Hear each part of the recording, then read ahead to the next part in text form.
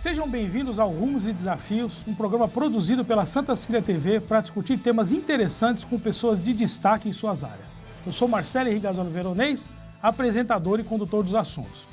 O especial de hoje terá como tema a história de Santos e região. Para tanto, convidamos o jornalista e escritor, presidente da Fundação Arquivo e Memória de Santos, Sérgio Williams, autor de obras e livros, dentre os quais a gente vai destacar aqui Pelas Curvas das Estradas de Santos, em 2008, Bondes de Santos, em 2009, Jacinto, Sansão do Cais de Santos, em 2011, Sua Majestade a Mais Bela, em 2017. E o historiador, professor e também escritor Gabriel Davi Pierin, autor, dentre outras obras, dos livros Uma Escola para a Vida, Santos Futebol Clube, O Nascimento de um Gigante, em 2011, e Uma Estrela na Escuridão, em 2015, a história do único brasileiro sobrevivente ao Holocausto. Obrigado pela presença, sejam muito bem-vindos. Eu vou começar o programa fazendo uma pergunta única, dirigida aos dois convidados, afinal ambos são escritores. Como é que é a história da viabilidade dos projetos de pesquisa e depois a materialização daquilo que vocês pesquisaram? Vamos começar que sou o mais velho, né? Tem que ter muita garra, né? Porque pesquisa, na verdade, é foco, né? Você tem uma ideia na cabeça, você parte para cima dela, você tem os acervos, né? Você tem os pontos de pesquisas e eu, graças a Deus, nunca consegui encontrar muitas dificuldades. Eu sou um cara muito tecnológico. Inclusive, esse último livro que eu escrevi, Sua Majestade Mais Bela, baseado na história da primeira Miss Brasil, eu tive toda uma pesquisa baseada na tecnologia da internet.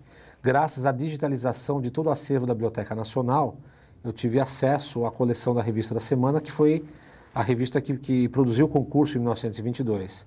Então, assim, é muito foco, é você estudar e principalmente, você manter uma seriedade, né? Eu acho que pesquisa, acima de tudo, é seriedade. E sendo jornalista, você é importante porque você já tem aquela coisa enraizada desde a época da faculdade de você sempre checar. Porque checar é importante, porque as armadilhas estão lá no caminho. E para você cometer um erro de uma fonte deturpada, meu amigo, é muito simples. Certo, mas e aí? Mas e para materializar essa tua pesquisa? Para transformar num livro, vamos falar assim. Olha, produzir livros no Brasil é uma tarefa difícil, mas é de persistência. Eu optei muito em trabalhar, tem gente que viabiliza o livro do próprio bolso, a maior parte das pessoas que eu conheço acabam fazendo assim. Eu não, eu preferi não gastar dinheiro, eu preferi fazer projetos de lei de incentivo. O meu primeiro livro foi pela Lei Rouanet, meu segundo foi pelo PROAC, meu terceiro foi um edital da Prefeitura e esse agora foi um edital do Governo do Estado de São Paulo. Ou seja, sempre olhando editais, participando de projetos culturais, correndo atrás, batendo de porta em porta, passando pires, né, como se fala, para viabilizar as coisas. E tudo isso tem uma burocracia danada. Porque é muita burocracia. Eu poderia até optar, por exemplo, procurar uma editora, deixar o livro lá para avaliação do editor, mas no Brasil é muito difícil você encontrar editoras com esse tipo de olhar. Porque no Brasil se vende mais livros de fora, de autores estrangeiros, do que de autores... Os autores nacionais, eles têm que, como diz o Faustão, se virar nos 30 para fazer as coisas. É muito complicado. Então a gente tem que achar alternativas. A alternativa que eu encontrei foi nesse setor aí de incentivo fiscal. Legal. Gabriel, e você, meu amigo? Bom, antes de mais nada, obrigado, né? É um prazer dividir a mesa com você, também com o Sérgio, um especialista aqui da história de Santos. Bom, o que o Sérgio viveu, e eu acho que a maior parte dos escritores também vivem, é o que eu vivi para escrever os livros. E eu acho que é um pouco de disciplina, como o Sérgio bem colocou, e uma aventura, né? Porque você tem que desbravar, né? Como o Sérgio colocou, a questão de você cair numa armadilha é muito grande. Então, alguns livros, né, que eu escrevi, no caso, o livro do Santos, eu acabei fazendo em cima das atas, né, do livro de atas, porque você tem muita produção, mas também você tem muita repetição. Então, você também tem que olhar, né, nas fontes mesmo, nas fontes primárias, para poder discernir, né, aquilo que é o correto daquilo que não é. E a forma também para viabilizar é a mesma. Não adianta a gente tentar buscar uma grande editora, que hoje eles também têm que acertar, né, eles não podem errar, então eles têm a necessidade de apostar no livro certo. Né, e o mercado editorial no Brasil é um mercado complicado, então a gente tem que buscar outras alternativas. Já fiz de diversas formas, através do patrocínio da iniciativa privada, através do próprio bolso e também através das leis de incentivo. Né? Recentemente a gente fez uma adaptação do livro Uma Estrela na Escuridão em HQ, e aí sim eu consegui um incentivo através do PROAC, através do Faculte aqui de Santos.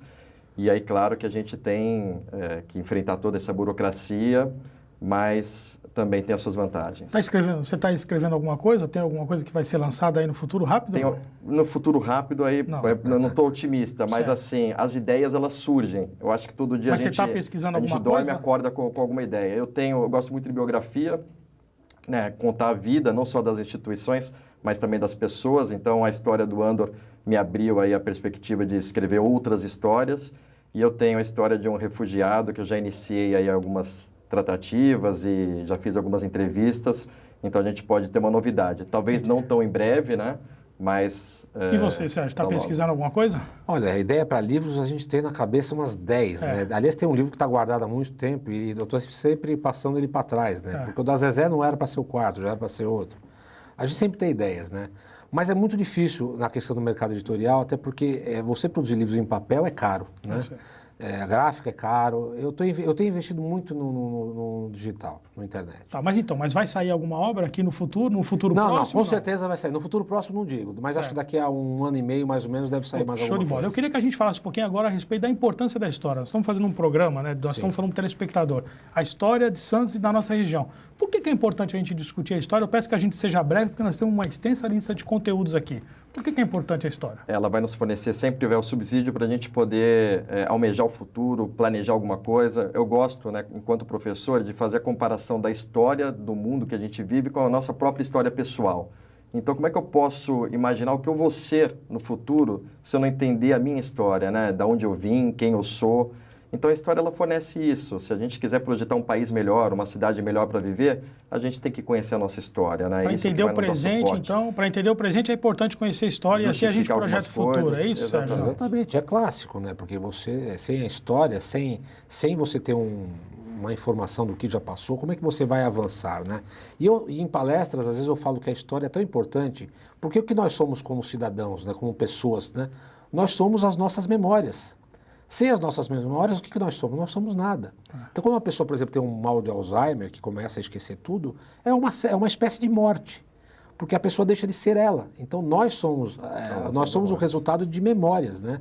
E as nossas memórias se confundem com as memórias do local onde nós vivemos, do estado, do país. Isso tudo nos traz um subsídio importante para criarmos juízos de valor, né? E aprendermos com todos os erros do passado e os acertos também. Aliás, a gente viu até recentemente um filme, né? Um filme de desenho, né? Que é Viva, a Vida é uma Festa, né? Que conta exatamente isso, né? Uma velhinha que ela começa a ter Alzheimer e a única forma dela de mantê-la viva era exatamente a foto, uma tradição mexicana, né? Um filme muito bacana, eu queria chamar atenção a isso, né? Agora, a mídia tem dado espaço para as questões da história? Porque a gente está falando da dificuldade de escrever livros a respeito de história.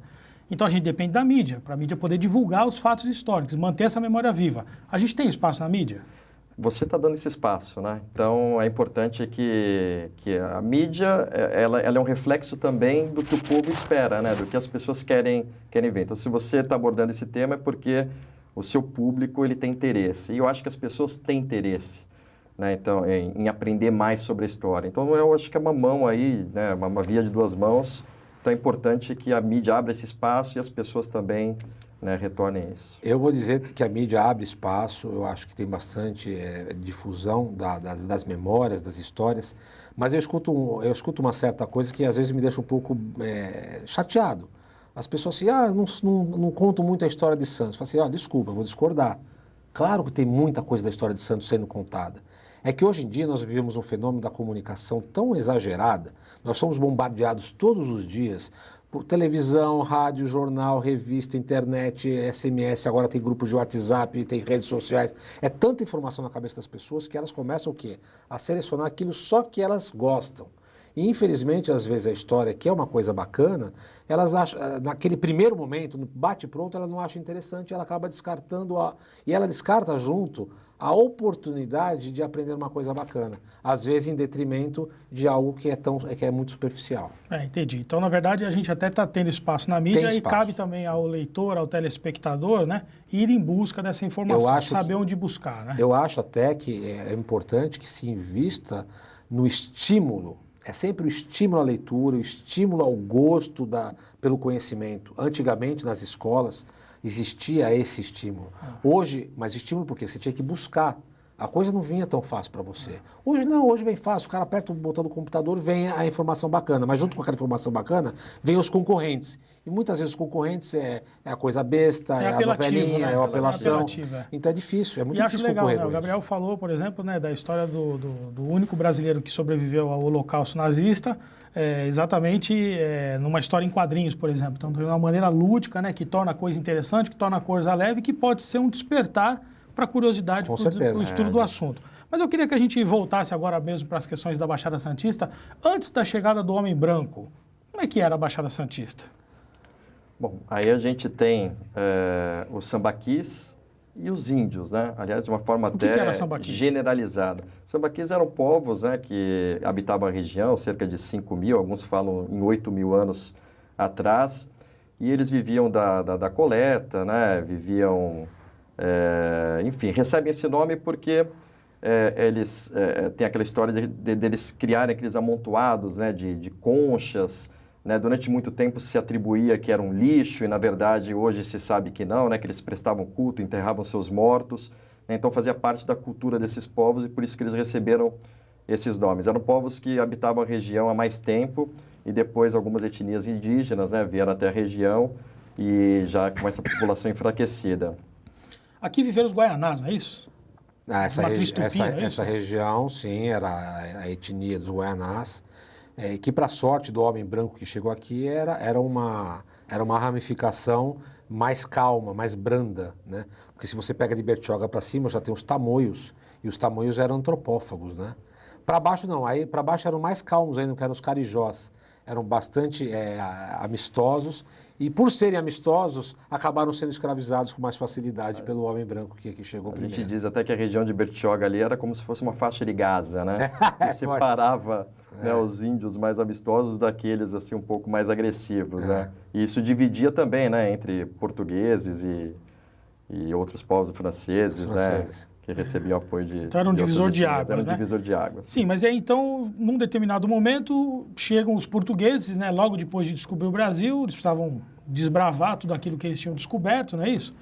Mas já havia homem branco aqui? Olha, oficialmente, comprovado cientificamente, com documentos, não. Se alguém disser isso, está colocando uma hipótese. Como existem hipóteses históricas de que o Brasil já teria sido descoberto pelos fenícios, que o Brasil pelos chineses. São hipóteses, mas sem comprovação científica. Tem base, olha, porque o barco chinês tinha lá, podia viajar bastante, os fenícios também tinham um alcance de mar enorme. Então, há suposições, mas nenhuma delas comprovada. Comprovada mesmo? Então, comprovada oficialmente a carta do Pedro Vaz de Caminha, que comprovou lá aquela coisa de abril de 1500, ponto. Depois teve a expedição enviada logo depois, no final de 1501, chegando no Brasil em 1502, que foi a expedição que mapeou a costa brasileira, até para facilitar depois a volta, né, dos portugueses que já estavam explorando, passar os pontos para saber, o Cabo de Santo Agostinho, a Baía de Todos os Santos. E se você vê, tem uma coisa interessante, que a costa brasileira, ela é o calendário gregoriano, né? Conforme eles iam chegando, que dia é hoje? É dia de Santo Agostinho, então aqui é o Cabo de Santo Agostinho. Acho que dia é hoje? Hoje é dia 1º de novembro. É dia do quê? De Todos os Santos. Então aqui é a Baía de Todos os Santos. Quando chegaram no Rio de Janeiro, era o dia 1º de janeiro. E não tinha nenhum santo naquele dia, né? Então assim, que dia? Hoje não tem santo. Então é janeiro? Então aqui é o Rio de Janeiro. Aí se você desce, é Angra dos Reis, que é o dia de Reis. Aí você desce, tem São Sebastião, que é o dia de São Sebastião. E no dia 22 de janeiro de 1502, a frota que estava Américo Vespúcio, comandada ou por André Gonçalves, ou tem umas teorias, batizaram aqui como a região de Rio de São Vicente, porque o dia 22 de janeiro é um dia dedicado a São Vicente Mártir.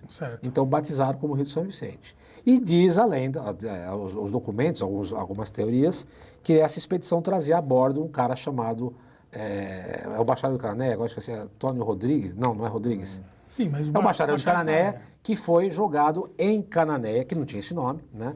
Porque ali é o marco divisório do Tratado de Tordesilhas, né? O Tratado de Tordesilhas se dividiu, corta justamente naquela região de Cananéia. E o nome Cananéia vem de Cananeu, né? Que seria o hebreu, porque o bacharel de Cananéia seria um novo cristão, ou seja, um judeu convertido, ou um cananeu. por isso que é Cananéia, Cananéia. e ficou o bacharel de Cananéia. Poxa, legal. Mas a primeira tentativa mesmo do português de dominar essas terras foram as Cosme capitanias Fernandes, hereditárias, na não é verdade, isso? Cosme Fernandes. o nome Cosme do Fernandes, Fernandes. o Barão Exatamente. E é curioso que na mesma data, 22 de janeiro, só que já em 1532, já dentro do plano de colonização, a gente tem a chegada de Martim Afonso de Souza, né, que vai dar início aí à Que era primeira vila de donatário São da capitania Vicente. hereditária, é isso? Da capitania de São Da Vicente, capitania de São Vicente. Na verdade, que ele vai teve se tornar duas, uma das né? A principais. capitania hereditária tinha Isso. duas partes divididas no meio pela de Santo Amaro, é é isso. isso? Santo E Amaro, o Martim exatamente. Afonso soube de que ele era donatário da capitania quando ele já estava aqui, né? Porque Ah, foi é? criado, ele estava viajando quando resolveram criar essa história das capitanias. E né? ele como donatário da capitania, ele era verdadeiro dono de tudo, ele ele podia podia inclusive distribuir doar terras. as Sesmarias, não é isso? Mas você sabe uma coisa interessante? Ele estava se lixando. O Martim Afonso não tinha o menor interesse pela capitania Tanto é de que ele São deixa a Vicente. esposa dele aqui para... O negócio do Martim Afonso era as Índias. Aliás, como quase todos os grandes comandantes portugueses, era explorar as Índias, Altamente porque ali lucrativo. tinha pedras preciosas, especiarias que davam dinheiro. Isso, pra as caramba. Índias que a gente fala é o mundo oriental. O mundo oriental. É, É, volta no- a Índia, né? O país Índia, né? As Índias Sim, eram ali, é. naquela região. Isso. Que depois que o Vasco da Gama conseguiu encontrar lá o acesso, caminho, o Cabo o da acesso Esperança. por mar até lá, porque depois que não sei se eram os otomanos já, mas quando eles fecharam Impediram ali ali a Constantinopla, né, que era a rota que o Marco Polo utilizava muito para chegar no Oriente, foi fechado ali, e aí os portugueses não tinham mais acesso, né? Nem os portugueses, nem os espanhóis. Então tinha que dobrar. Então ficou aquela corrida maluca para ver quem achava outros caminhos. Tanto é que quando o Cristóvão Colombo chegou na América Central e ele viu aquele povo, Ele achou ele que era achou que eram as Índias e chamou aquele povo de índios. Uma Por forma isso- generalizada. Por de- isso que os nossos índios se chamam índios, porque acharam que eram as Índias. Agora- Não, e ele morre acreditando nisso, tanto é que você falou da expedição de Américo Vespúcio, que ele faz a cartoliano cartógrafo, né? Sim. Justamente a América vai receber esse nome em função desse grande navegador que vai emprestar seu nome para o continente, porque senão se chamaria Colômbia. Colômbia. É certo. né, Agora, porque- a vila de São Vicente, ela foi fundada onde hoje é Santos, é isso? Não, Na não, ponta não. da praia, não? Não, a Vila de São Vicente, ela foi fundada onde está São Vicente. Por quê? Quando o bacharel de Cananéia para cá foi despejado lá em Cananéia, logo ele é um cara inteligente, um cara, né? E ele teve sorte, porque ali eram os índios carijós, ou seja, ele pegou Ele foi acolhido. uma etnia que era tranquila, e ele logo se fez um conluio com os índios, que se emancebou com as filhas do cacique, a exemplo depois do João Ramalho, fez a mesma coisa Isso. com o Tibiriçá, lá em cima dos Guianás, e ele formou um exército de índios. E ele percebeu que os índios, eles se guerreavam entre eles, só que eles matavam, E aí o bacharel falou, mas espera aí, mas para que nós vamos fazer isso, vamos ganhar dinheiro com isso, vamos escravizá-los. Era uma forma de se livrar deles e ainda ganhar alguma coisa em troca. E aí ele foi, ele percorreu, porque Cananéia é um lugar interessante, mas quando ele chegou a São Vicente, ali onde é o Tumiaru, ele percebeu que geograficamente um porto protegido, um mar aberto ali à frente dele, ele falou assim, opa, aqui é um lugar bom. E ali ele construiu, ele começou um povoado ali, até porque ele não estava sozinho depois. O bacharel de Cananéia, depois, ele começou a agregar à turma dele, alguns espanhóis náufragos, porque Degradados. afundava muito navio, né, nessa região. Então vinha muito espanhol também, né, porque tinha a parte espanhóis estavam passando eles estavam pra- passando, afundava e juntava a turma toda. E foi mais ou menos nesse decorrer de tempo que chegou o João Ramalho. Só que o João Ramalho, na historiografia, ele não tem uma certeza de qual era a condição dele. Se ele era um náufrago, se ele era um degredado da coroa portuguesa, se ele era um próprio espião da coroa para investigar as atividades do bacharel, porque as atividades do bacharel já começavam a incomodar a coroa portuguesa. Porque é o seguinte, o cara estava fazendo um comércio de escravos, que se tornou referência no Atlântico, e isso chegou aos ouvidos do rei, e o rei falou, opa, o cara está ganhando dinheiro sem dar a minha parte, um degredado.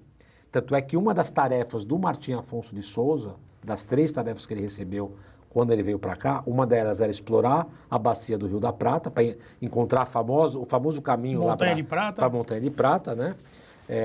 A segunda seria expulsar o bacharel de Cananéia das atividades dele ali em São Vicente e dar os fundamentos da colonização, né?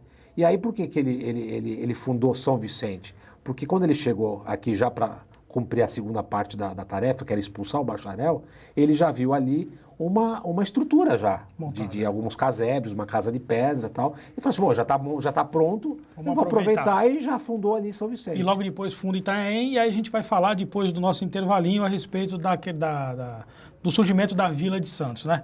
Então nós vamos chamar um rápido intervalo e voltamos daqui a pouquinho com o Rumos e Desafios especial à história de Santos e região.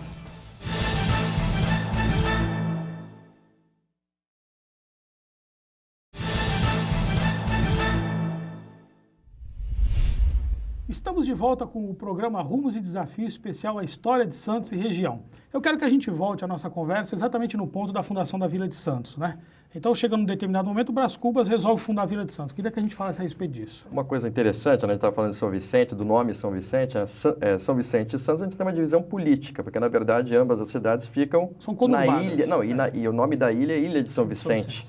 Né? Então, isso também é algo importante. O pessoal, a gente fala, Santos, onde é que fica Santos? Na Ilha de São Vicente. Aí o pessoal fica, às vezes, sem entender.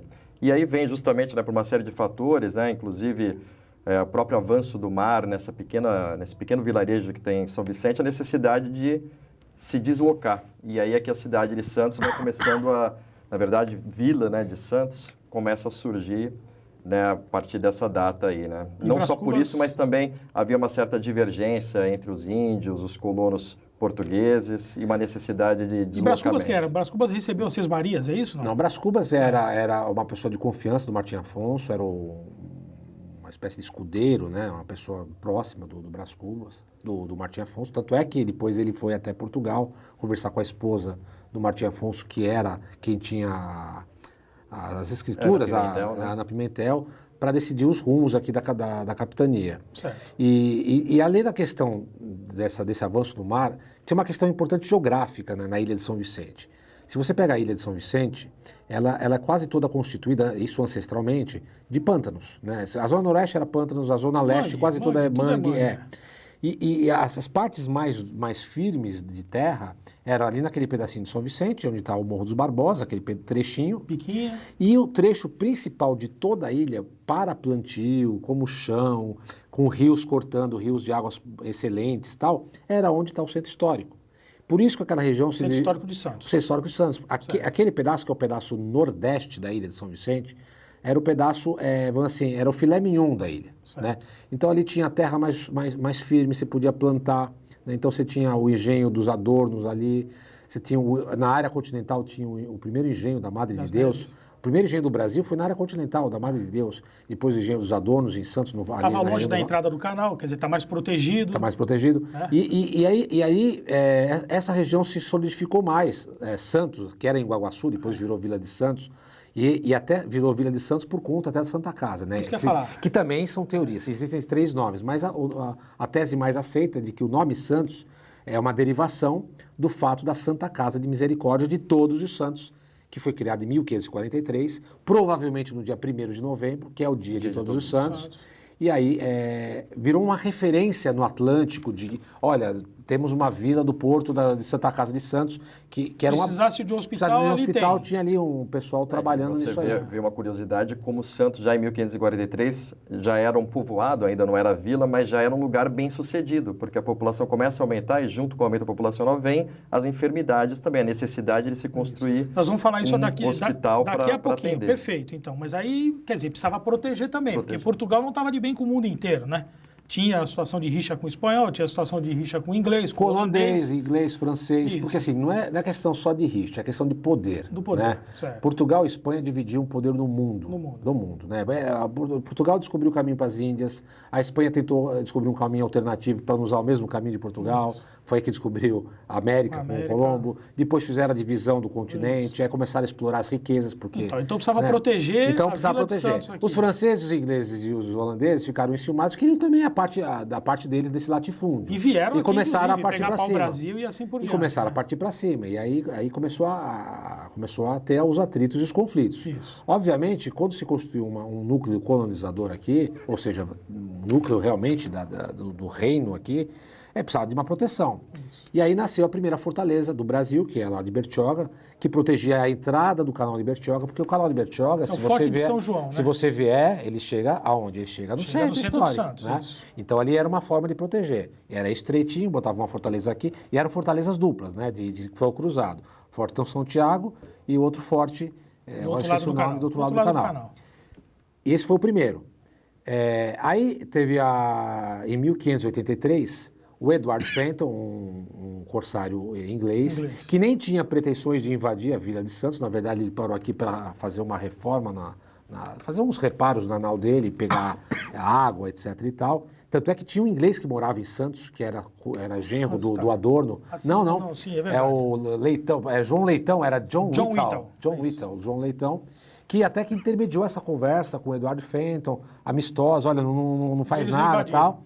Só que alguém da vila foi avisar a frota espanhola, porque nesse período da história do Brasil, o reino de Portugal foi sucedido pelo rei da Espanha, Felipe, porque ele não tinha sucessor direto. Então foi a unificação das coroas. Então a Armada Espanhola é quem dominava toda a costa brasileira. Certo. E aí foram lá, de alguma forma avisaram a Armada Espanhola, e quando os ingleses estavam saindo, teve uma batalha naval na Baía de Santos. Então é legal que as pessoas, às vezes, passeiam pela praia, não conseguem nem imaginar que aquela paisagem maravilhosa ali teve quebra-pau, como se fosse o filme dos Piratas do Caribe. Onde tem aquele marco quinhentista, é isso? Em frente ao museu de pesca? Na Bahia mesmo, na Bahia. E nessa batalha de 1583, uma das naus espanholas afundou, os ingleses conseguiram fugir, e aí eles aproveitaram os restos dessa nau, os canhões e tudo mais, e construíram a primeira versão da Fortaleza da Barra Grande. Porque eles perceberam, precisam proteger aqui também, proteger Mas antes teve o Forte de Itapema, não é isso? Que era exatamente para proteger a Vila de Santos. Mas era bem em frente à vila. Agora não pensaram em proteger aqui, né, na entrada da Barra. Certo. E aí começaram. Só que em 1591 não adiantou nada, porque o pirata Thomas Cavendish invadiu a vila do mesmo jeito, tendo fortaleza do mesmo jeito. Mas o que ele fez? Ele foi esperto, ele entrou na noite de Natal. Era dia 24 de dezembro de 1591, os soldados da fortaleza deviam estar rezando lá, ou ceando, ou o que seja, né? Ou bebendo, comemorando, e os piratas aproveitaram esse deslize e chegaram na porta da vila e pronto.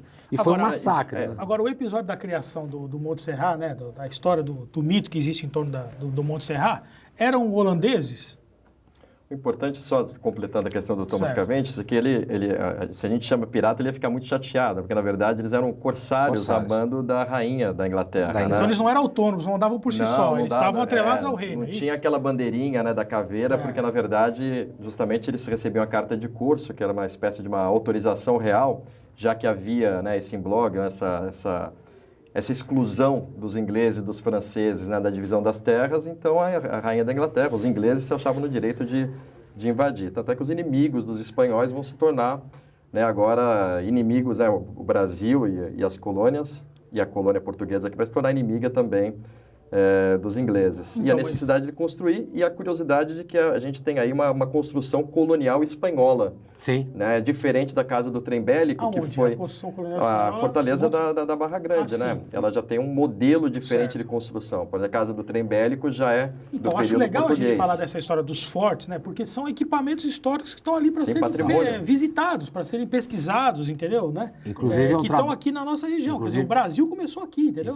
Inclusive, é um trabalho muito grande feito por um colega, que é o Coronel Secomandi, de tornar a Fortaleza da Barra Grande um patrimônio da humanidade. Né? Ele tem um trabalho bastante forte disso, porque de fato são prédios históricos de importância ímpar. A própria Fortaleza de Bertioga, ela é icônica, porque foi dali que partiu a expedição de Mendes Sá para a criação, a fundação do Rio de Janeiro. Eu até brinco com os cariocas, falo assim, vocês só existem por causa da gente. Porque a gente que decidiu sair daqui para fundar vocês aí. Olha só, né? Porque tem uma história muito bacana em cima interessante. De tudo isso a gente está falando do Brasil Colônia. Brasil Colônia. E mesmo no Brasil Colônia, em 1810, Santos inova, né, e cria iluminação pública. Foi a primeira cidade no Brasil que teve iluminação pública, não é isso? Sim, Santos sempre teve um papel protagonista na história do Brasil, porque estava ali no mar, né? De portas abertas para o mar, né? O litoral... Que era por onde as pessoas entravam e saíam. Porque não tinha avião, né? Ninguém chegava de porto. avião, né? Pois Então era assim, para chegar aqui tinha que chegar de navio. Navio. E a referência era Era o Rio de Janeiro e Santos, né? Então as novidades chegavam por aqui. Então, os santistas experimentavam primeiro tudo. Antes de São Paulo, nós experimentávamos primeiro as grandes novidades tecnológicas. Se você chega mais lá na frente, iluminação pública, o bonde, o cinema, uma série de inovações Isso tecnológicas. também causa chegou. impacto na mentalidade também da população, né? Santos é uma cidade que sempre demonstrou à frente do tempo. Né? Não, beleza. Agora eu queria que a gente falasse em 1822, a questão da independência do Brasil. Dom Pedro I passou por aqui, não foi? Parte daqui. E como é que é a história de Domitila? Ele tinha, antes disso... Que era viscondessa e se tornou marquesa de Santos um ano depois, uma provocação do José Bonifácio, né? Não tem a ver essa história com a questão da independência do Brasil? A história é o seguinte... O Brasil já estava para ser liberto, de qualquer jeito. Era uma coisa inevitável, um caminho sem volta. Quando Napoleão perdeu, né, foi derrotado na Europa, os portugueses se viram livres do grande inimigo. E aí... Precisava fortalecer a monarquia lá em Portugal. A corte portuguesa, que tinha perdido toda a família real, que fugiu, né? A família real virou as costas e fugiu. Veio para cá em 1808. Fugiu para cá em 1808. E a corte que ficou lá, eles falaram assim, tudo bem, deram as costas para a gente? Beleza. Quando chegou mais ou menos depois que o Napoleão perdeu, ele falou assim, agora vocês voltam, porque a sede do reino é aqui. Só que é o seguinte, vocês vão estar em outras condições. Não é mais um regime absolutista. Agora vai ter um parlamento. Vão ter que pedir... Já tinha acontecido a Revolução Francesa, a monarquia constitucional, até de recolonizar o Brasil, quer dizer, para a burguesia portuguesa, né, voltar à condição anterior, né, fazer com que o Brasil perdesse as suas conquistas, né, era algo que interessava a eles também. E aí o que acontece? O Dom João volta, o Dom Pedro não volta, quer dizer, o herdeiro não volta, os portugueses falam, mas como é que o Dom João volta e o herdeiro não volta? Tem coisa errada aí. E aí eles começam a falar assim, você tem que voltar. Dom Pedro I. E aí o Dom Pedro I falou assim, tá bom, então eu vou. Aí começou a arrumar as malas para voltar. Aí eles falaram, não, convence ele a ficar porque senão vai degringolar. Porque a classe que estava aqui sabia que a independência ia acontecer. Se Dom Pedro fosse embora, talvez acontecesse uma independência a partir de um golpe popular, de ter guerra civil, né? Até porque já existiam repúblicas também, né, formadas em outros lugares. Então, porque a gente tem que falar aqui três classes, né? A gente tinha a nobreza, a gente tinha o clero, e a gente tinha o que? Os burgueses já querendo conquistar dinheiro. Existia uma classe dominante. Isso. E aí, se o Dom Pedro fosse embora, eles perdiam o referencial da coroa da nobreza. E aí a coisa ia degringolar. Então, convenceram... Aí, tanto se é para o bem da nação, diga ao povo que fica. Aí ele ficou. Isso, certo. Né? E aí começaram a trabalhar na cabeça dele a questão, olha, o Brasil vai se tornar independente. Então, que seja... Né, nas suas mãos. E aí teve uns atritos em Minas e em São Paulo, e aí o Bonifácio, já o primeiro-ministro de confiança de Dom Pedro, falou assim, olha, vai a Minas, abafa lá, depois vai a São Paulo, porque lá a situação está feia também. Quando você estiver em São Paulo, aproveita, desce até Santos para inspecionar as fortificações. A gente estava falando de fortificações Porque agora. Na iminência da independência e Portugal for reagir a essa independência com uma invasão ao Brasil, os portos têm que estar bem protegidos. Então o Dom Pedro desceu a Santos para inspecionar as fortificações. Só que, na verdade, isso muito historiador defende essa tese, o Zé Bonifácio, que era um cara esperto, sabia que a independência ia acontecer, e falou assim, opa, eu vou fazer com que a independência aconteça da minha terra. Bonifácio arquitetou de uma forma que fosse em Santos. Então ele mandou o príncipe para Santos, ele mandou o príncipe, colocou no cronometrô, foi. Alguns dias depois ele chamou o Correio da Coroa, falou assim, o Paulo Bregaro, falou o seguinte, tem essas cartas, inclusive a carta dele da Imperatriz Leopoldina, porque não era imperatriz, era uma princesa ainda, eles não eram imperadores, com conteúdo tipo assim, olha, está na hora de tornar independente. Tanto é que na carta da Imperatriz assim, Pedro, colhei o fruto enquanto está maduro. Está maduro, né? É hora de colher. E aí ele mandou as cartas. A intenção do Bonifácio é que as cartas chegassem para o príncipe em Santos. Só que ele não contou com dois fatores, e um deles foi a Domitila. Dias antes do Dom Pedro descer para Santos, ele conheceu a Domitila numa audiência solicitada pelos pais da Domitila, porque a Domitila estava tendo problemas com um ex-marido, que batia nela, que era um alferes, e eles queriam a anulação do casamento. E aí eles achavam que o príncipe, o regente, tinha poderes para anular o casamento dela. E aí ele conheceu a Domitila nessa audiência e deve ter se apaixonado pela mulher. Deve ter tido alguma coisa ali, porque quando ele desceu para Santos, ele meio que estava com a cabeça virada pela mulher. Chegou em Santos, inspecionou as fortalezas e tal, e diz a lenda que ele foi numa festa na casa da família dos Bonifácio, dos Andradas, se fartou de chouriço, que é uma comida à base de Mais porco. forte, Isso deve ter dado um revertério do cão nele. E aí juntou o revertério e a vontade de ver a mulher. Ele chegou na madrugada do dia 7, levanta todo mundo que eu quero voltar para São Paulo. E ninguém esperava por aquilo. Nisso o Correio da Coroa As já cartas encontraram Nisso o ele Correio no da caminho. Coroa já estava chegando em São Paulo. E ele já estava subindo lá a calçada do Lorena. E aí, quando chegou no Ipiranga, Tanto é que chega exatamente no Ipiranga, que é a que é a parte estrada mais- para Santos. Que é um Exatamente. museu que está sendo reformado justamente para o bicentenário da independência. Importantíssimo, 2022, o Aliás, bicentenário. A gente espera que esse museu fique tinindo para que a gente possa aliás, voltar a Santos- visitar, aliás, né? Santos tem que ter um papel protagonista nessa comemoração do O bicentenário. bicentenário. Porque Santos é uma cidade extremamente icônica na questão da independência Bom, do então Brasil. estamos lançando a semente aqui para que isso efetivamente acabe acontecendo, né, Santista? Sim. Nós temos um papel muito importante nesse bicentenário da independência do Brasil. Agora, eu queria que a gente avançasse um pouquinho, né, e falasse aqui, por exemplo, 1867 a gente tem a inauguração da Estrada de Ferro, né? Isso foi muito importante para a nossa cidade. Posso né? só complementar Claro, da fica à Domitila, vontade. que ficou um fio solto na história aqui. Bom, a independência aconteceu em São Paulo, né? Aí voltou para o Rio, aí consolidou a independência do Brasil. Graças a Deus não teve nenhum conflito, Portugal não invadiu o Brasil. Teve conflitos no Nordeste e tal, mas por outros motivos. monarquistas, Até porque né? queriam separar o Brasil em vários pedaços e o Dom Pedro, de uma forma até inteligente, conseguiu unir. Aliás, José Bonifácio arquitetou e conseguiu manter o Brasil unido, né, em torno de um país só. Só que o Bonifácio começou a incomodar muita gente dentro da corte. E o Dom Pedro fez uma coisa muito ruim. Do ponto de vista do Bonifácio, ele trouxe a Domitila, já como amante dele, para dentro da corte. E o Bonifácio, um cara culto, inteligente, muito amigo da Imperatriz Leopoldina, que era uma mulher fina, da casa dos Habsburgos da Áustria, né? Uma mulher finíssima. Ele não admitiu que o Dom Pedro trouxe uma amante para dentro da corte, afrontando a princesa, no caso agora a Imperatriz Leopoldina. E o Bonifácio começou a censurar muito o príncipe. E ele estava de saco cheio disso, os outros cantando no ouvido, o Bonifácio não serve. O que ele fez? Ele afastou o Bonifácio do governo, exilou o Bonifácio, e só de sacanagem ele deu um título nobiliárico para Domitila de Marquesa de Santos, só para sacanear o Bonifácio. Porque a Domitila nunca esteve em Santos, nunca pisou aqui. Olha só, que coisa interessante, né? E a gente tem, inclusive, o Panteão dos Andradas aqui, né? Que guarda os restos mortais dessa família, né? Do Bonifácio. Dessa família. Mas então, eu queria que a gente aqui, nesse tempinho que nos resta nesse bloco, falasse a respeito dessa questão da chegada dos trilhos do trem, né?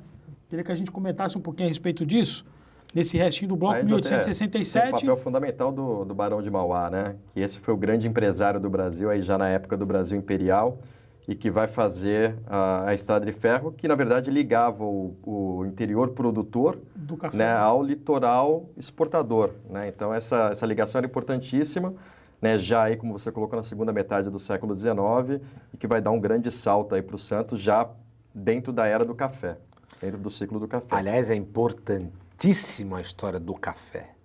Santos se tornou o que se tornou graças ao única e exclusivamente... Tanto é que faz parte do nosso brasão, né? Nós vamos falar a respeito do café no nosso próximo bloco. Olha, os intervalos aqui na Santa Cília eles são curtinhos. Não sai daí, fica com a gente.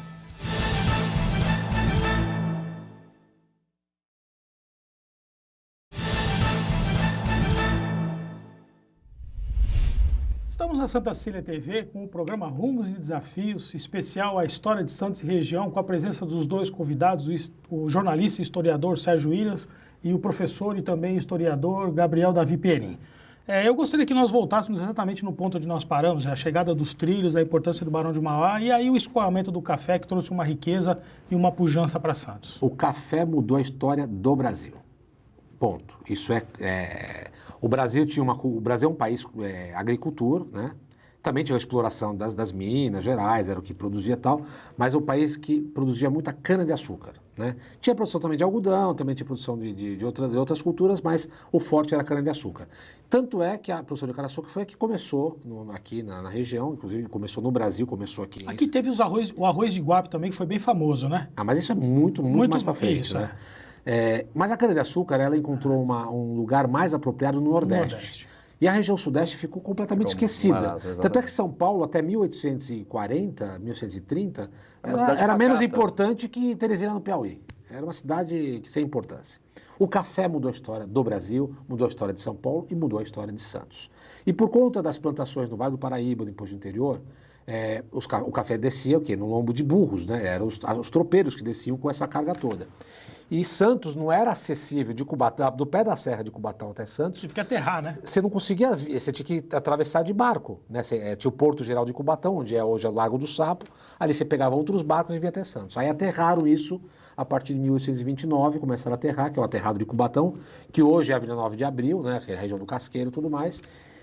E aí, quando veio o advento da ferrovia, Barão de Mauá, fizeram as primeiras experiências, eles perceberam que ali estava o pulo do gato para dar um upgrade na economia do estado de São Paulo através da potencialização da exportação com a ferrovia.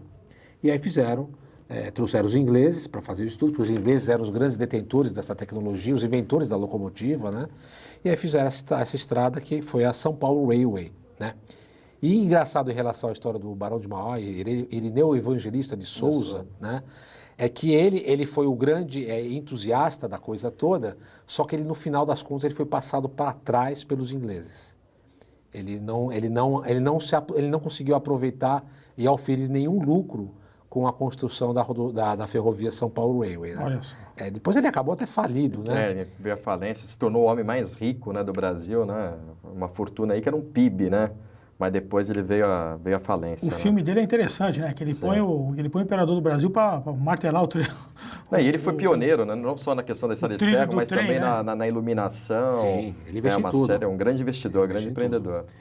E aí os casarões do Valongo que ficam, né? Exatamente onde a estrada de ferro chegava, né? Eles eram gêmeos, né? Eram 2 casarões, não é isso? Inclusive do lado da estação, onde também é uma construção, né? Uma arquitetura inglesa, né? Bem curioso que até o telhado, né, eles fizeram no modelo inglês, né, que é aquele modelo para não ter acúmulo de neve, né, que para a nossa região completamente desnecessário. Então, os casarões do Valongo que hoje são ocupados pelo Museu Pelé, não é isso? Não, os casarões do Valongo vieram muito depois. Né? A estação de trem do Valongo, ela foi inaugurada em 1867, mas ela foi inaugurada, ela não tinha essa arquitetura, ela era mais simples. Essa arquitetura ela ganhou uns 10 anos depois, né? 1880, quase 1890, que ela ganhou a arquitetura que ela tem hoje, que é o modelo vitoriano, né? Que é muito parecido com as estações inglesas lá de Londres e tudo mais. Os casarões do Valongo vieram mais para frente, né? Na verdade, eles vieram quase juntos pelo comendador, não esqueci o nome, é o mesmo construtor da Casa da Fronteira Azulejada. Certo, mas independentemente disso, mas eles não nasceram juntos. A riqueza do café. A riqueza do café. Então, não, por exemplo, a riqueza do café que vai fazer com que surgissem bondes puxados a burro, é isso? Na década de 20, Santos era uma cidade que rivalizava com qualquer cidade europeia. Rivalizava, era um luxo, um requinte, a Bolsa do Café, os grandes casarões, era um luxo maravilhoso. É claro que no começo não era assim, até porque no começo, até por conta desse crescimento desenfreado da cidade, porque sempre, em qualquer lugar onde tem muita riqueza, atrai o quê? Muita gente. E as pessoas vinham a rodo para a cidade e começavam a ocupar a cidade de forma desenfreada, ocupavam as encostas dos morros, as margens dos rios, e isso gerou o quê? Problemas sérios de ordem de saúde pública. Ótimo. Né? Mas eu gostaria que antes que a gente falasse dessas questões de saúde pública, não sei se vai dar tempo da gente falar hoje, eu gostaria que a gente falasse exatamente do processo da proclamação da República, da abolição da escravatura. Qual foi a importância da nossa região para esses 2 movimentos? Aí envolve também a própria questão econômica, né? A política, né, do imperador, né, com relação à questão do café, né? A gente tinha aqueles cafeicultores mais conservadores e os cafeicultores, né, já do Oeste Paulista, que já desejavam um modelo republicano, uma menor interferência do Estado, né? E aí a gente tem essa discussão.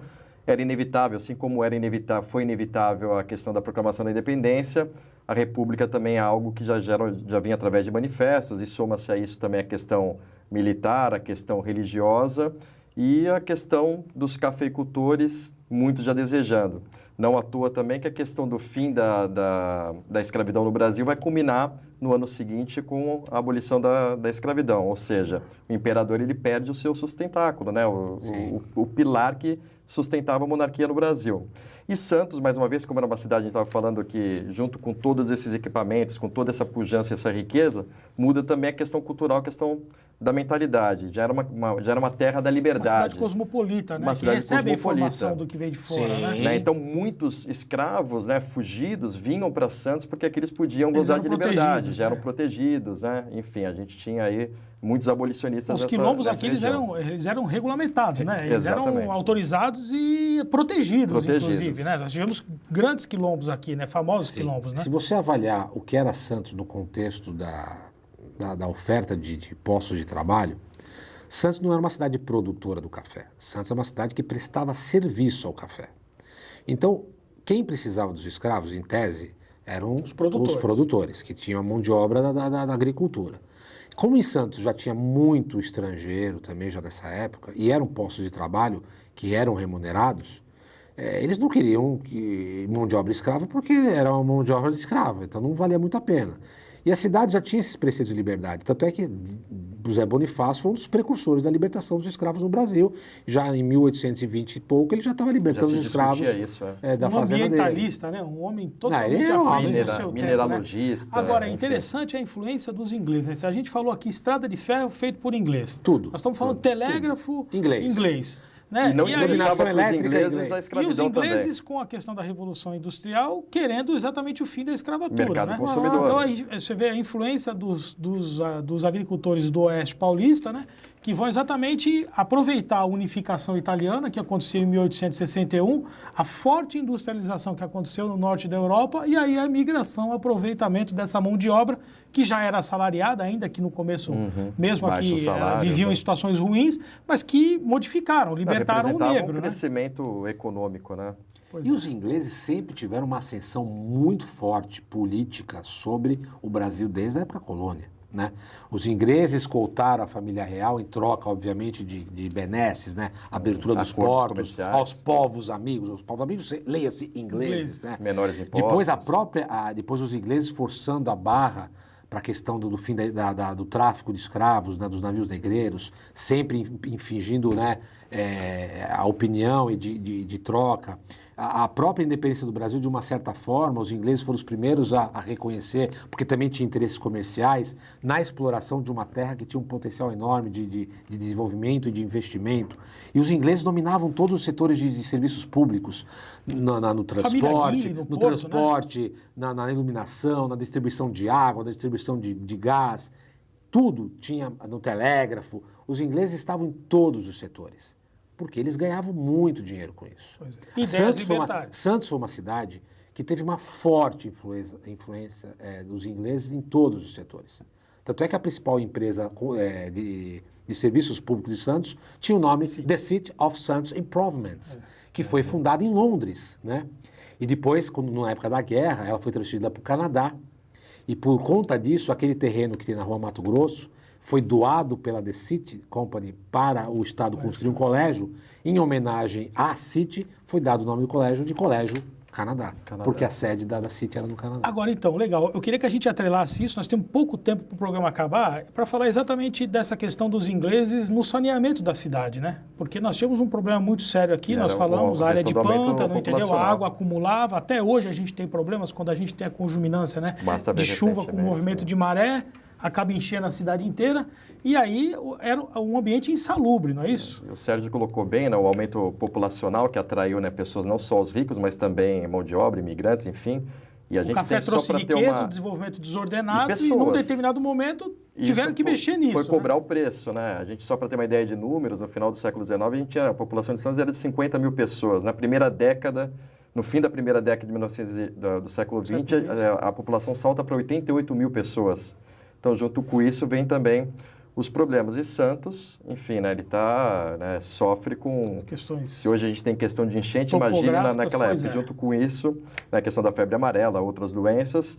E aí vem o plano de saneamento da cidade, né, muito bem sucedido, né, que envolveu Saturnino de Brito, enfim, a construção dos canais, que vai viabilizar a expansão da cidade, que até então era concentrada no centro, né, para a Zona Leste e para a região da Barra, né, enfim. E a Ponte Pênsil veio exatamente como um desdobramento dessa ideia do saneamento. Não, é a isso? Ponte Pênsil era um equipamento que fazia parte do plano do saneamento. Que a não aí foi jogava o construída esgoto, para carros, não era né, para ser uma ponte. O esgoto de Santos saía lá em Itaipu. Exatamente. O Forte de Itaipu, né? Exatamente. A ponte era, na verdade, para sustentar os dutos para que os canos chegarem até lá. A questão Itaipu. dos carros passarem, Foi depois. foi depois, né? Ali era para adultos, né? É porque coincidiu com a era automobilística, né? Então, o começo da era automobilística começou mais ou menos por aí, né?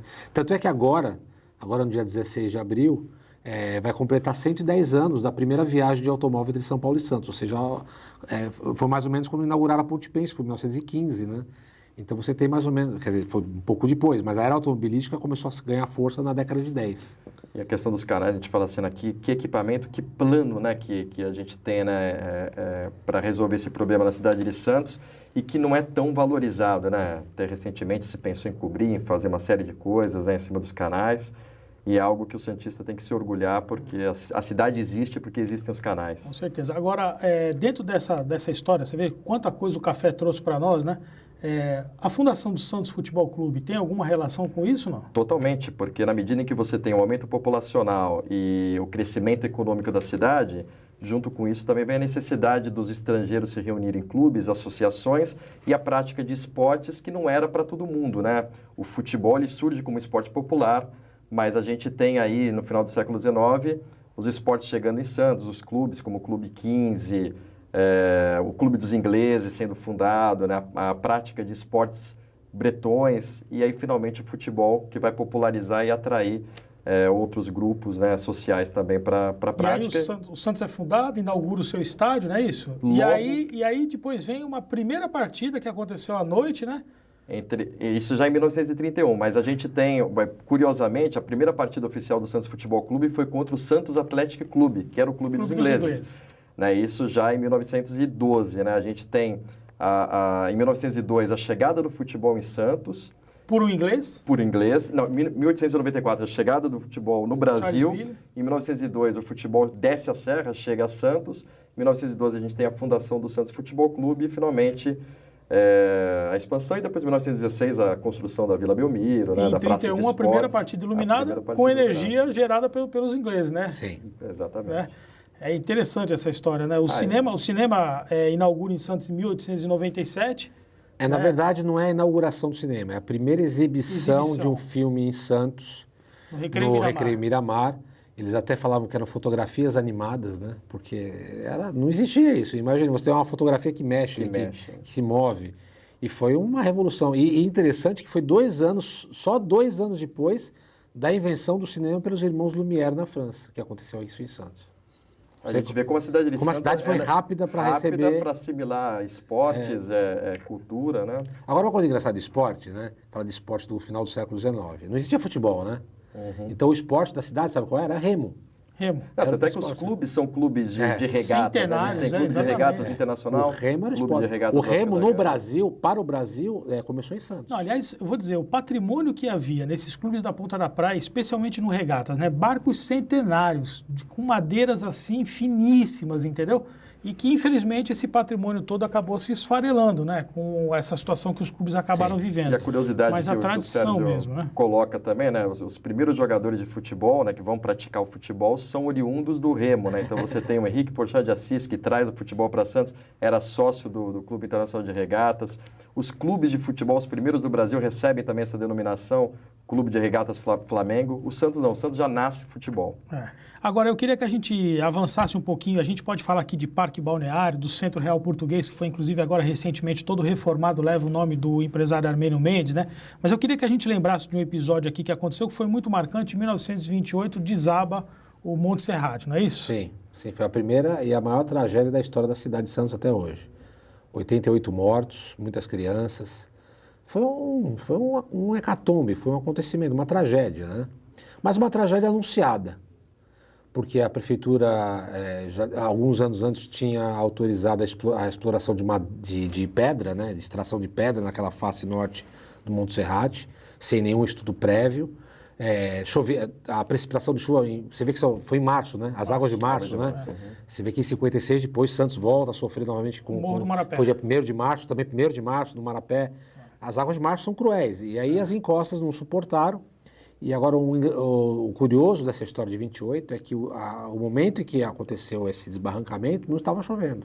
Não estava. Não estava chovendo. Era o solo molhado. Foi aquele mesmo. clique do solo molhado, aquela gotinha que mexeu e desabou aquele mundo. E até hoje, quando a gente vai no Monte Serra, que você vai lá naquela região que era o cassino, né? Você olha para baixo, tem toda aquela parte branca pintada em cal, né? Eles fizeram, fizeram aquela encosta para poder que é um proteger. cuidado que a gente tem que ter na nossa região. Olha, teriam inúmeros outros assuntos, a gente já deixa combinado aqui uma outra edição desse programa.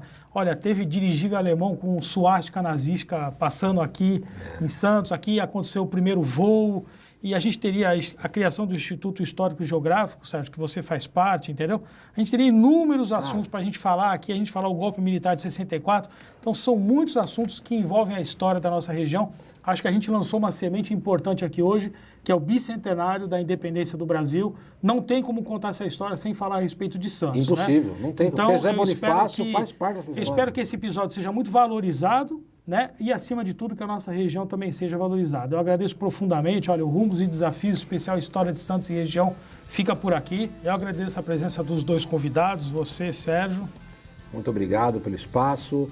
Contar a história é sempre muito prazeroso e ainda mais dentro de uma emissora que valoriza a cultura, valoriza a história, a Santa Cecília TV, que também tem a sua história na cidade, né? Um grande abraço à família Teixeira, são todos meus colegas de Instituto Histórico, de Academia de Letras, e eu fico muito feliz de poder estar participando disso aqui. Tá ótimo. Doutor Gabriel? Agradeço mais uma vez. Eu acho que quem assistiu o programa já tem a resposta à sua primeira pergunta, né? A questão da importância da história, né? E se a história é ou não valorizada. Então, o programa mostra isso, né? O quanto a gente tem para conversar e o quanto isso é importante para todo mundo. Eu agradeço a você, Marcelo, ao Sérgio e também à família Teixeira, em especial aí a Santa Cecília TV, né, pela oportunidade de a gente conversar um pouco sobre a história da região. Legal, beleza. Olha, Rumos e Desafios, né? Lembre-se, a Santa Cecília TV tem a maior programação regional da sua TV. Fique conosco. Até mais.